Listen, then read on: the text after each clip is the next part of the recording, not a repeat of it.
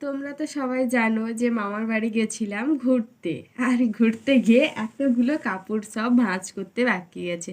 আজকে যেহেতু মায়ের একটু ফাঁকা ছিল, তাই মা কেচে দিয়েছে কাপড়, আর এই কাপড়গুলো নিয়ে আমি ভাঁজ করতে বসে গেছি।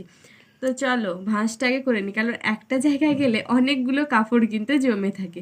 তার মধ্যে বোন আর আমার তো অনেকগুলো কাপড় হয়ে গেছে, আর মামার ঘর থেকে তো এনেছিলাম আরও দুটো মতো। তো চলো সব কিছু ভাঁজ করে নিয়ে, আর মিনি ব্লগটা কেমন হলো, কাপড় ভাঁজার ব্লগটা তোমাদের সাথে কমেন্টে জানাবে।